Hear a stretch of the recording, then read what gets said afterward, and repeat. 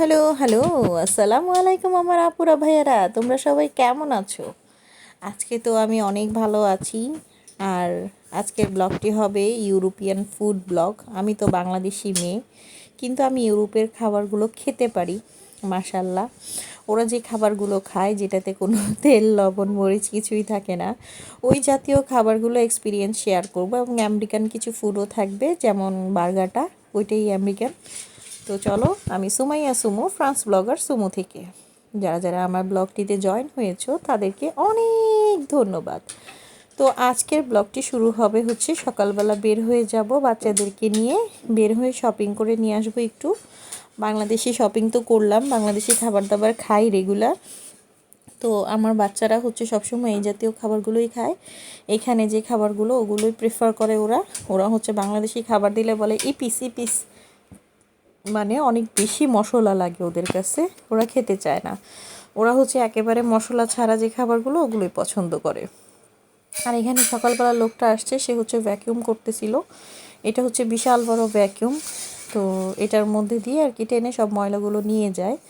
রাস্তাগুলো পরিষ্কার করতেছিল, ধুলাবালিগুলো ছোট পাতা যেগুলো সাইডে সাইডে আছে ওগুলো ভ্যাকিউম করে নিয়ে যাচ্ছে।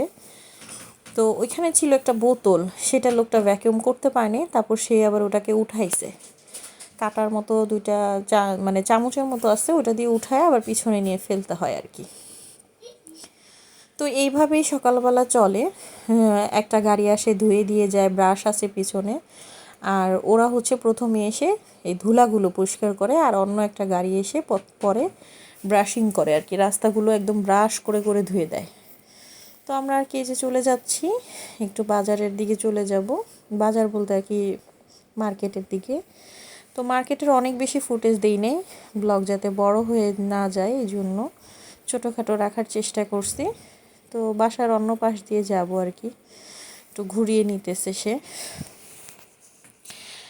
তো এই তো এখান দিয়ে যাব একটু বৃষ্টি বৃষ্টি সন্ধ্যা না, মানে বৃষ্টি বৃষ্টি ভাবটা আসছিল, বৃষ্টি হবে এই জন্য আকাশটা এরকম হয়ে গেছিলো, একেবারে অন্ধকার হয়ে গেল ফট করে, এরকম একটা অবস্থা হয়েছে।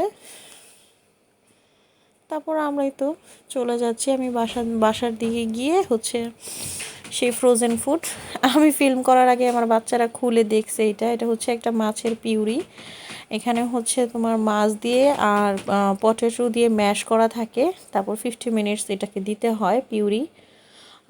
তো এটার মধ্যে কিছুই নাই, শুধু সামান্য একটু সল্ট আছে, আর হচ্ছে মাছ, আর পটেটো পমদোতের আর কি, আর ভিতরে একটু তেলও দেয়া আছে। তো এটাকে 200 ডিগ্রি সেলসিয়াসে দিতে হবে 50 মিনিটের জন্য, কুক হওয়ার জন্য। তাও এটা বড় যে ওভেনগুলো, গ্রিল করার ওভেন, সেটাতে দিতে হবে।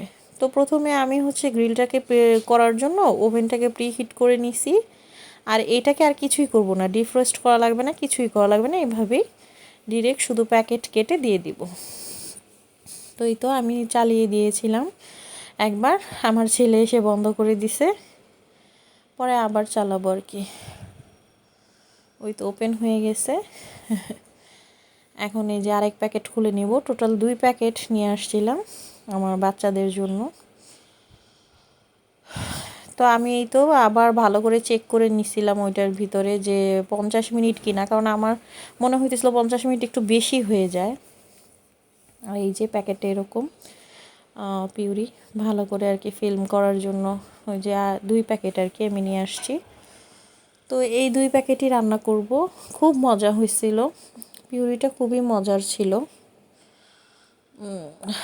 তো এইখানে এই জাতীয় খাবারগুলোই বেশি খাওয়া হয় নর্মালি, ওরা এগুলোই প্রেফার করে। আমি বারবার হচ্ছে 200 করতেছি, আর আমার ছেলে বারবার 100 করে দিতেছে, ঘুরিয়ে ফেলতেছে আর কি। তারপর পরে এই তো দিয়ে দিব 2টা দিয়ে, তারপর মোটামুটি 50 মিনিট লাগে না। আমি দেখলাম যে হ্যাঁ, আমার কাছেও সন্দেহ মনে হয়েছে, কারণ আমার ওভেন তো অনেক বড়, এত বড় ওভেনে 50 মিনিট লাগার কথা না। তো আমি আবার এসে চেক করেছি, চেক করার পরে 25 মিনিটের মতোই আমার হয়ে গেছে, একেবারে সুন্দরভাবে হয়ে গেছে 25 মিনিটে। 50 মিনিট দিলে হয়তো বেশি রকম হয়ে যাবে, শক্ত হয়ে যাবে, ওগুলো বাচ্চারা খেতে পারবে না, কেকের মতো হয়ে যাবে আর কি। তারপর আমি জিরো করে নিলাম আর ভিতর থেকে গরম ধোঁয়াটা বের হওয়ার সময় দিলাম। এই তো খুব সুন্দরভাবে একেবারে কুক হয়েছে, অনেক সুন্দর কুক হয়েছিল আর টেস্ট ছিল খুব। আমি নিজের জন্য এক প্যাকেট রেখে বাচ্চাদেরকে দিলাম। ওরা তো মানে সেই রকম খুশি, স্কুলে এগুলোই দেয় খেতে, সাথে সালাদ থাকে, একটু রুটি থাকে। তো যেহেতু অল্প পরিমাণে দেয় আর আমি তো বেশি পরিমাণে ওদেরকে প্লেটে দিয়েছিলাম, তো ওরা রুটির সাথে খায় নাই, রুটিও ছিল ঘরে, ডিরেক্ট এটাই খেয়েছে। আসলে মজা হয়েছিল খুব। তারপর এটা হচ্ছে দুপুরে খাবো। তো এগুলো খেলে আসলে আমাদের বাঙালি পেট তো অত বেশি ভরে না, আমাদের হচ্ছে আরও প্রয়োজন হয়। তো তারপর আমি আবার পাস্তা করেছিলাম।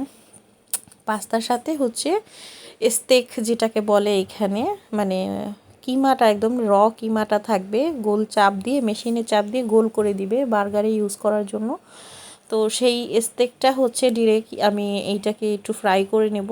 সামান্য একটু তেল দিলে এটার ভিতর থেকে অনেক তেল বের হয়। আর অনেকগুলো সালাদ কেটে নিয়েছিলাম, ওইটা খাওয়ার পরে হচ্ছে এটা খেয়েছিলাম আমরা, কারণ ওইটা তো হালুয়ার মতো, তেমন একটা পেট ভরে নেই কারোই। তারপরে এই তো স্টেক দিয়ে আর কি এগুলো খাওয়া হইলো, খুব ভালো লাগছে।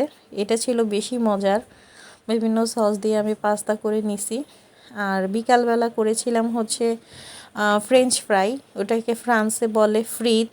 তো এটা করেছিলাম, আর কিছু নাগেটস ভেজে নিব বাচ্চাদের জন্য। আজকে কিন্তু কোনো বাংলাদেশি কোনো রান্না নাই, কিছু নাই, শুধু এগুলোই খাবার, সারাদিন হচ্ছে এইগুলো খাবো, আর কোনো অন্যান্য খাবার দাবার করব না। তো আর একটা স্পেশাল দিনও ছিল, যার কারণে চিন্তা করেছিলাম যে রান্না করব না, কিচ্ছু করব না। যে ভাত ছিল সেই ভাতগুলো আর ফ্রিজে উঠাইতে মনে নেই, পরে ওই ভাতগুলো ফেলে দেওয়া লাগছে, যেহেতু একটু গরম গরম ওয়েদার। তো আমি এইটা এক বাটি ভেজে নেওয়ার পর আমার ছেলে ফেলে দিছে, পরে আমার আরেক বাটি ভাজতে হয়েছে। তারপরে এই তো নাগেটসগুলো ভেজে নিব। এই নাগেটসগুলো খুবই মজা, একেবারে রেস্টুরেন্টে যে নাগেটসগুলো বিক্রি করে আমি ওগুলো কিনে নিয়ে আসছিলাম। তারপর পরে রাত্রেবেলা হাজব্যান্ডকে বলছি রান্না করি নেই, তারপর সে আবার বার্গার নিয়ে আসছে। এই বার্গারটা ছিল সেই রকম লেভেলের মজা। এটার মধ্যে সালাদ টালাদ এগুলো সব দিয়ে আনছে, বাচ্চাদের জন্য আনছিল ওটা সালাদ ছাড়া। তো এই তো সারাদিন এইসব খাবার দাবার খেতে খেতে শেষ হয়ে গেছে সারাদিন। তো তোমরা যে যেখান থেকেই দেখতেছো অবশ্যই একটা কমেন্ট করে দিবা আজকের ব্লগটা কেমন লাগলো। আজকে হচ্ছে খাবারময় দিবস আমার, তো কেমন লাগলো অবশ্যই জানাবা এবং বলবা। তো সবাই ভালো থাকো। আজকের ব্লগটি এই পর্যন্তই, অপেক্ষা করবো আমার নেক্সট ব্লগের জন্য। Tata, bye, thanks for watching.